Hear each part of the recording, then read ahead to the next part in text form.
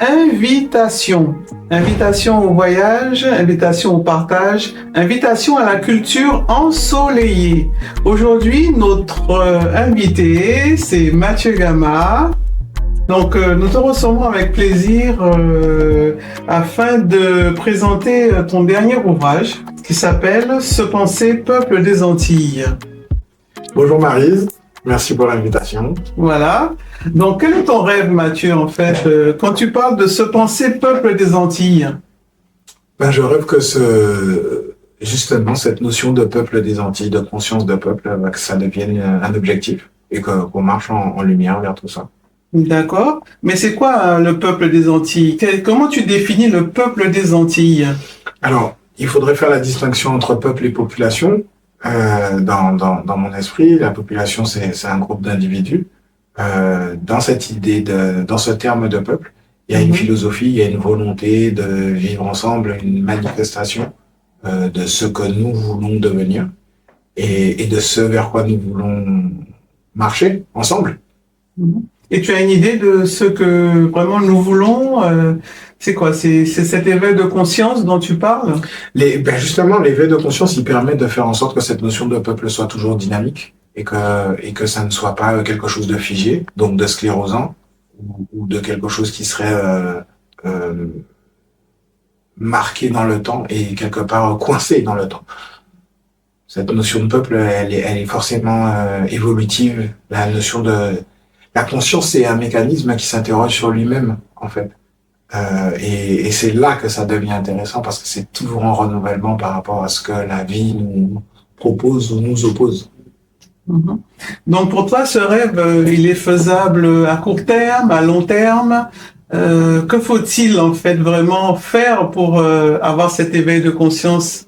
Pour moi, le peuple des Antilles, il existe déjà. Il mérite d'être peut-être manifesté différemment, mais il existe déjà en nous. Il existe déjà en chacun d'entre nous d'ailleurs, et ensuite collectivement. Donc il faut le voir sous ces deux dimensions-là, la dimension individuelle et la dimension forcément collective sur les terres antillaises. Et pour parvenir à cet éveil, c'est la responsabilité de chacun, c'est la responsabilité de chaque individu de s'interroger sur ce qu'il veut comme dynamique pour lui, pour sa vie. Et donc c'est l'agrégation de toutes ces ambitions individuelles qui nous amène à ce collectif de peuple. Donc, selon toi, la conscience du collectif, elle n'existe pas encore aux Antilles. C'était quoi le constat au départ? Alors non, je pense que cette conscience de peuple, elle existe déjà. Elle n'est peut-être pas assez répandue, ou alors on ne s'est pas encore mis d'accord assez largement sur ce que l'on projette, en fait, sur ce que chaque individu projette pour sa vie. Et pour la vie de son environnement. Comment chaque individu antillais intervient dans son environnement, qu'est-ce qu'il apporte, qu'est-ce qu'il élabore en lui-même d'abord et ensuite avec son environnement immédiat. Donc l'objectif, c'est un, je dirais, un bien-être individuel, un bien-être collectif, c'est d'aller vers l'unité. L'unité, tu sais, pour moi, elle existe déjà. Elle existe déjà. Ça s'appelle l'humanité en fait. On est tous citoyens de cette planète. Maintenant, certains d'entre nous, chaque peuple a un lien particulier à sa terre, que ce soit une population diasporique ou une population autochtone qui vivent sur le territoire. On a tous ce lien. Et en fait, c'est le lien de l'individu à sa terre qu'il faut alimenter et qu'il faut développer. Ça se développe tant au niveau individuel qu'au niveau collectif. Cette conscience de peuple, cette conscience collective dont je parle, elle existe déjà. Et elle mérite d'être interrogée, d'être étudiée, d'être questionnée, d'être remise en question. D'accord. Dans ton livre, tu parles de douleurs historiques à transmuter. Tu parles du corps collectif de souffrance. Alors, de quelle douleur historique s'agit-il? Et selon toi, est-ce que cette douleur est encore agissante? Est-ce que c'est un obstacle à cette prise de conscience dont tu parles? Alors, les douleurs historiques dont je parle, c'est premièrement la rencontre du monde antillais à l'Occident. Et ça commence dès que les colons arrivent en 1630 sur les terres antillaises et qu'il y a ce massacre des Amérindiens. Je le dis dans mon premier essai, le jour où les Antilles feront mon peuple, je parle de terres de souffrance en disant que de terres de souffrance et de violence. Et les Antilles ont connu ça, elles ont connu des génocides, elles ont connu l'esclavage, elles ont connu pire. Pour moi, la colonisation est pire que l'esclavage. Donc ça crée chez chacun d'entre nous, dans toutes les ethnies, ça crée ce corps de souffrance qu'il s'agit de transmuter. Donc tu me demandes si c'est un obstacle, moi j'y vois plutôt une opportunité. J'aime à penser qu'on est venu s'incarner sur ces terres-là pour faire quelque chose de plus grand que nous, et c'est ça, en fait, transformer notre corps de souffrance émotionnelle en corps de lumière. C'est à ça que je crois, en fait. Donc en fait, c'est presque une quête spirituelle. Si on comprend bien, dans ta vision de faire peuple, ce n'est pas simplement quelque chose de culturel. Ben, le culturel, le politique, tout ça, en fait, tient de quelque chose qui est nécessairement plus grand. En fait, l'être humain tel qu'il est aujourd'hui, tel qu'il évolue sur la Terre, il vient de quelque part et je n'ai aucune retenue à parler de ce lien au divin entre l'individu et ce qui a permis la création. Donc justement, comme on parle de divin, de spiritualité et de philosophie, parce qu'en fait c'est une philosophie de vie, ce qui m'a frappé aussi à un moment donné dans ce livre, c'est que tu affirmes que tu sais pourquoi tu es sur cette planète. Exact. Donc ce serait intéressant, ça pique ma curiosité. Alors qu'est-ce que tu es venu faire sur cette planète? Eh ben écoute, pour être totalement franc, quand j'entends des gens dire, par exemple, je crois en Dieu, je comprends ce qui est exprimé. Mais j'ai l'impression qu'on oublie aussi qu'on est venu faire l'expérience du divin sur Terre. Et donc, comment cette spiritualité, comment ce lien spirituel vient se manifester dans la matérialité. Donc, il y a croire, mais croire c'est encore le mental. Mais expérimenter, par exemple, la dualité quand le principe premier, et c'est la loi de l'un, du fait que au départ il y a quelque chose qui s'est manifesté et qui s'est cette grande conscience universelle qui s'est lancée dans tout ce qui existe dans l'univers. Et moi j'ai l'impression que je suis venu participer à ça. C'est ce que je ressens en tout cas. Je ne l'impose à personne, c'est ma vision du monde, de la vie. Mais j'avoue que j'ai bien l'impression que je suis venu faire des expériences dans cette vie-là et peut-être dans d'autres d'ailleurs auxquelles j'ai peut-être participé, mais dont je me souviens pas spécialement. Mais voilà, je suis content d'être là et de faire ces expériences-là. D'accord. Et parmi ces expériences, est-ce que tu as aussi cette mission, je dirais, comme expérience, cette mission d'inspirer les autres et de justement inspirer ton peuple? Alors je fais très attention à, tu sais, c'est des termes qui à la base ne portaient pas de connotation, c'est-à-dire que je suis en mission. Maintenant ça l'est, et donc je suis très prudent quand j'emploie ces mots-là. Si j'ai une mission, elle est d'abord individuelle, c'est celle de mon âme, c'est de retrouver mon chemin de vie, le chemin que mon âme a décidé de venir arpenter en ces lieux-là, sur ces territoires-là. Et si mon parcours peut aider d'autres à entreprendre et à comprendre leur parcours, j'aurais certainement, j'en serais fier. Est-ce que maintenant je me lève le matin en me disant que je suis là pour inspirer d'autres Non, j'ai pas cette arrogance-là. Je suis là pour m'inspirer d'abord moi-même, tu vois. Je suis là pour essayer de comprendre qui je suis, ce que je suis venu faire, essayer de comprendre par rapport au transgénérationnel, à mes aïeux, ce que ont vécu. Est-ce que je suis OK pour vivre la même chose? Est-ce que je suis OK pour suivre les mêmes schémas? Ou est-ce que j'ai envie d'en déconstruire? Et c'est ça le sel de la vie, en fait. D'accord. Donc tout à fait. Alors nous allons revenir après quelques petites minutes de break.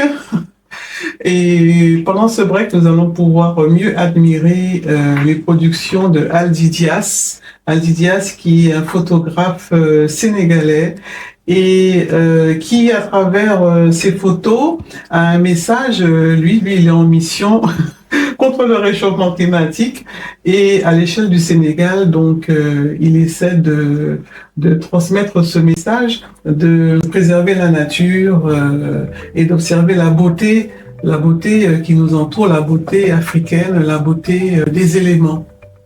Donc à tout de suite et nous reviendrons sur le sujet du transgénérationnel.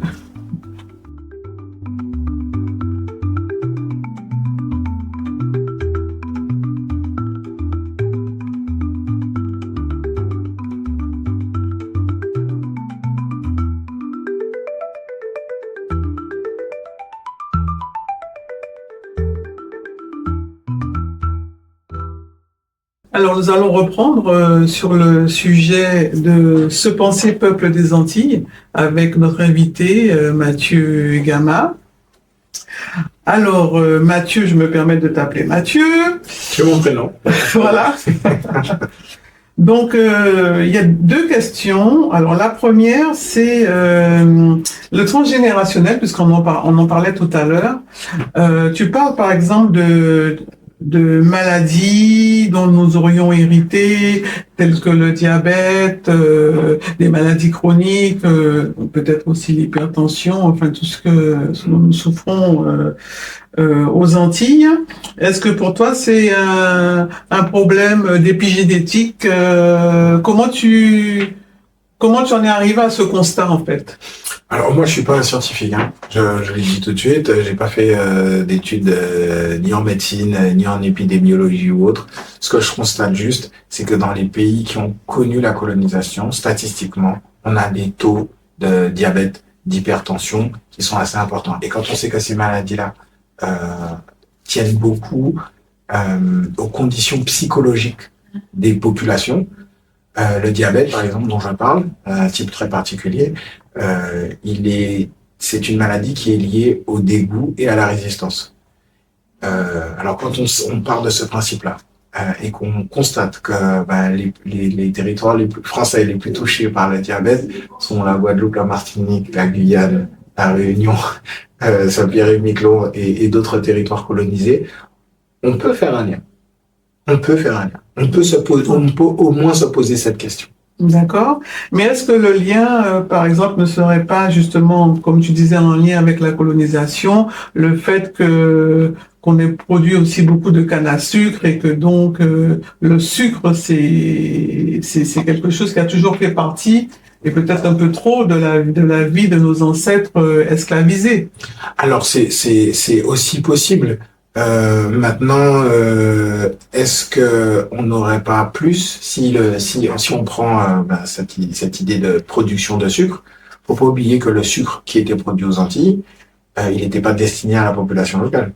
Il était surtout destiné à l'export. C'est ce qui a fait la richesse de la France. Haïti a payé une lourde dette coloniale, alors que Haïti a participé à la puissance de la France financièrement pendant des siècles. En fait, et la Guadeloupe et la Martinique également. Donc je ne ferai pas ce lien-là direct. Par contre, être dans des situations, dans des conditions de vie qui sont surtout des conditions de survie et des conditions d'exploitation, oui, je comprends que ça mette nos corps en hypertension et que ça mette nos corps en dégoût et que ça mette nos corps en résistance et qu'on développe donc un type de diabète particulier. Il y a deux types de diabète. Et que ce soit celui-là, celui qui est plus psychosomatique, qui soit répandu chez nous, plutôt que l'autre diabète qui correspond à un mode de vie, pour le coup très occidental, où tout est trop sucré. D'accord, ok. Et donc tu parles beaucoup de colonisation. Comment tu expliques, selon toi, que la colonisation, enfin c'est selon tes dires, que la colonisation serait plus dangereuse que la période de l'esclavage? Alors, tu parles d'esclavage des esprits ou? Ben justement, moi je parle de l'esclavage est un mode d'exploitation de l'homme par l'homme. Et donc l'esclavage, tu le retrouves dans plusieurs périodes de l'histoire et sur différents continents. Maintenant, la colonisation, c'est faire croire à un individu qu'il n'est pas ce qu'il est au fond. C'est la transposition d'une identité occidentale et donc française dans mes essais, je parle de la colonisation française, c'est la transposition de cette identité française sur des populations qui n'ont jamais fait le choix d'être françaises. Et donc ça veut dire qu'on passe par une phase d'acculturation où il faut effacer en fait chez l'individu ce qu'il est vraiment, son identité première. Et quand je parle d'identité première, je parle d'abord de spiritualité. Les Antilles n'ont pas connu le développement spirituel qu'elles auraient dû connaître, parce que justement, il y a eu cet épisode de colonisation. L'esclavage n'a pas empêché, l'esclavage surtout n'a pas empêché à nos ancêtres de se rappeler qui ils étaient. Alors que la colonisation, le fait de devenir, par exemple, la départementalisation, était un acte un acte de comment je pourrais qualifier ça? C'est un crime contre la spiritualité des Antilles. Oui, on va dire que oui, effectivement, c'était quelque chose de planifié et moi, je vois beaucoup l'aspect colonisation des esprits, colonisation de l'âme en fait quelque part, parce que c'est quelque chose de très insidieux. Et jusqu'à maintenant, notre inconscient est habité est habité d'idées et de pensées, de modes de pensée qu'on nous a inculqués et presque de force il y a des siècles. Mais maintenant, nous y adhérons parce que voilà, c'est devenu notre mode de pensée, mais je dirais de manière insidieuse. Et est-ce que c'est pas vers cette conscience-là, cette prise de conscience-là qu'il faut d'abord aller afin de pouvoir évoluer et de devenir autonome Assurément, et tu l'as bien dit, ça crée un déchirement chez l'individu entre la manière dont il se ressent et la manière dont il est. Et quand tu t'es ressenti entre en contradiction avec ton être, ça doit être un déchirement intérieur. Je pense que c'est ce que vivent les populations antillaises. Maintenant, ça ne peut passer que par des réveils individuels, parce que collectivement, ce serait trop compliqué à mettre en place. Parce que pour déposer des schémas et des comportements, il faut avoir l'adhésion de l'individu. Donc ça ne peut pas se faire sur une masse d'individus. Sinon, on rentrerait dans quelque chose de très arbitraire et peut-être même de très tyrannique. Donc on répéterait le schéma, justement. Le schéma qui a mené à l'esclavage et à la colonisation. Donc moi, je prône un éveil de conscience, d'abord chez l'individu. Et que ça s'agrège. Et ça prendra le temps qu'il faudra que ça prenne. Parce que cette entreprise d'asservissement des âmes, qu'est la colonisation, elle s'est faite sur des siècles. Et donc pour défaire ça, il nous faudra peut-être aussi un temps inversement proportionnel. Alors, inversement proportionnel peut-être, mais maintenant que nous sommes à l'ère de l'Internet et qu'il y a les réseaux sociaux, il y a beaucoup de groupes qui se forment et qui aident à cet éveil de conscience.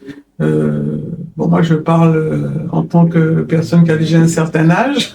Je vois que les choses vont beaucoup plus vite maintenant dans la pensée des jeunes. Bon, ça peut être négatif ou positif, selon les groupes. Mais à ce niveau-là, oui, c'est un rêve que je partage, que cela aille quand même beaucoup plus vite.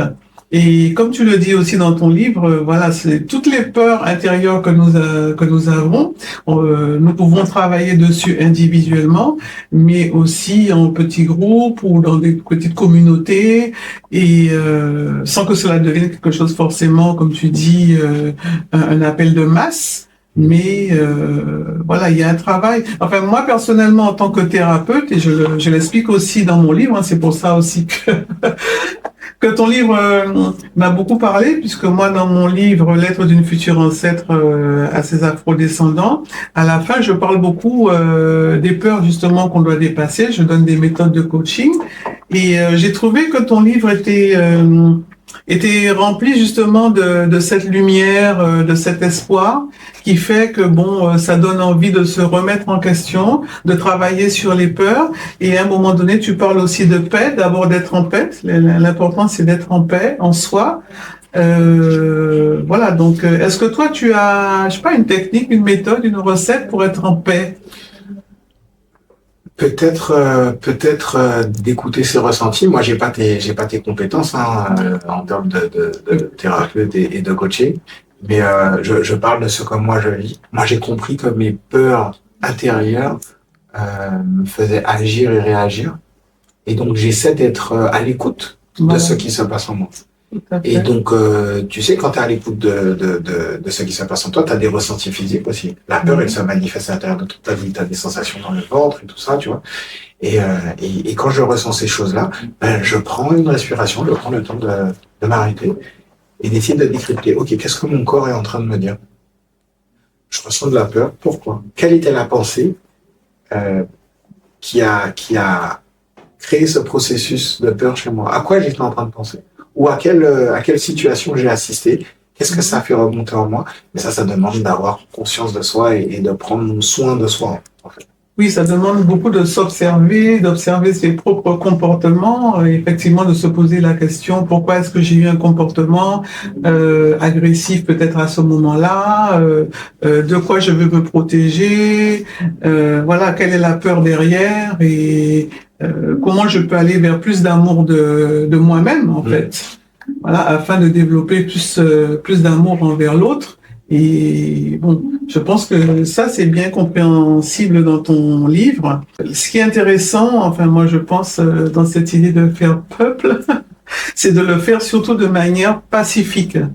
À la fin de ton livre, je pense que c'est bien ça sur quoi tu veux insister. C'est ce sur quoi j'insiste, et c'est pour ça que cet aspect-là a un chapitre dédié, une troisième partie du livre qui est dédiée à ça, à la conscience pacifique. Il faut bien comprendre qu'un temps de révolte est légitime. Lorsqu'on s'éveille, on se rend compte de toutes les manipulations extérieures, mais surtout de toutes les manipulations intérieures. Et ça va forcément créer de la révolte intérieure, mais aussi de la révolte extérieure. Ça peut créer de la violence, qu'elle soit exprimée ou qu'elle soit réprimée.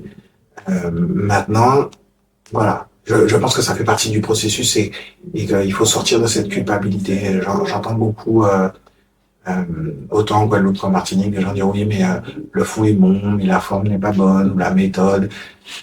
Il faut qu'on soit indulgent avec nous-mêmes. On s'éveille et donc tout ne peut pas être parfait. Par contre, tout est juste.